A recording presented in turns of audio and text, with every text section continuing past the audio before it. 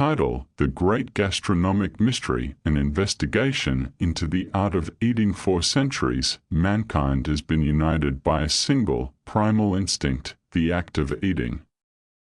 Yet, within this seemingly universal practice, cultural differences emerge, sometimes so stark that they spark controversy, debate, and even diplomatic incidents at all-you-can-eat buffet. Today, we embark on an investigative journey into one of the most enigmatic phenomena in culinary anthropology, the alleged excessive enthusiasm with which certain individuals, particularly men of Asian descent, approach the dining table.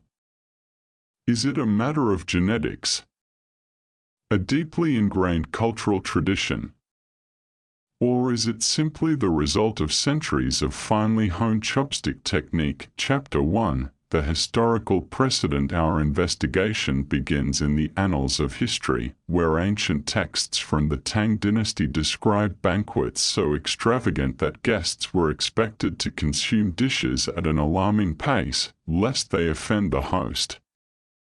Meanwhile, in feudal Japan, samurai were trained to eat quickly in case they needed to engage in mortal combat immediately after dinner.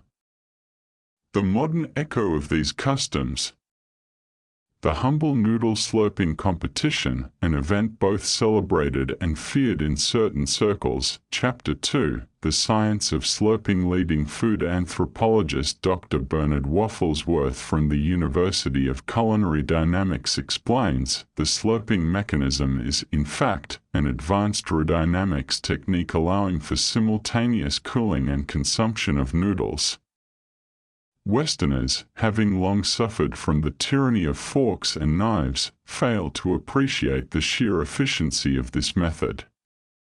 Indeed, studies showed that the vacuum-based intake of broth-infused carbohydrates enhances flavor absorption while reducing chewing time by up to 38%. Critics, however, claim that this method sounds like a small jet engine attempting takeoff at a soup kitchen. Chapter 3: The Cultural Divide. In contrast, Western dining etiquette, developed in candlelit halls where the goal was less about sustenance and more about posturing with forks and doilies, dictates quiet, measured bites and polite dabbling with napkins. It is an outdated system, argues Professor Minute-Yun Zhao, an expert in global food etiquette.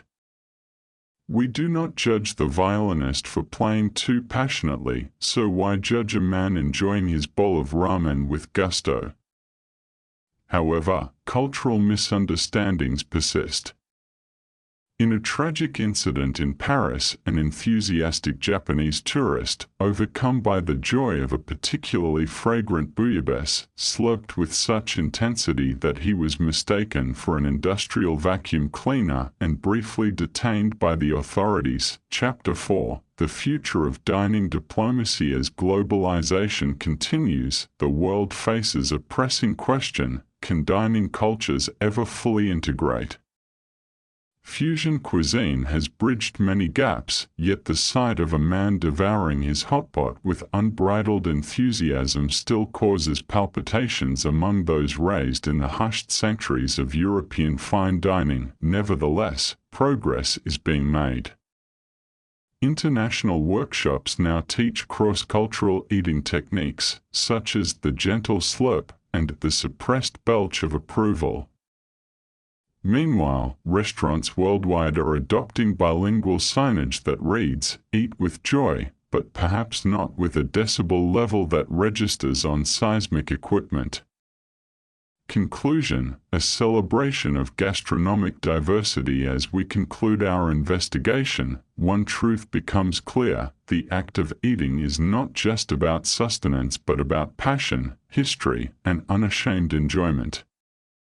Whether one dines in hushed reverence or with the verve of a warrior preparing for battle, let us remember the words of the great philosopher Socrates, who famously stated, "Know thyself, and also know when to put down the chopsticks."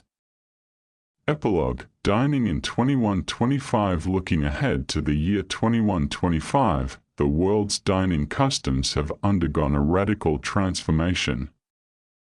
The invention of the neurogastro helmet allows individuals to experience the full sensory pleasure of eating without physically consuming food, thus solving global food shortages and eliminating slurping-related misunderstandings. Meanwhile, automated dining robots enforce universal table manners, gently tapping offenders on the wrist with mechanical chopsticks if they exceed the scientifically determined optimal noise threshold. Traditionalists, however, resist the march of technology. Underground ramen speakeasies emerge, where passionate noodle lovers gather in secret to slurp freely, away from the watchful eyes of etiquette enforcement drones. Despite these advancements, one thing remains unchanged: humans, no matter how sophisticated their technology, will always find joy in the simple act of eating. And perhaps, in the end, that is the true legacy of our gastronomic journey.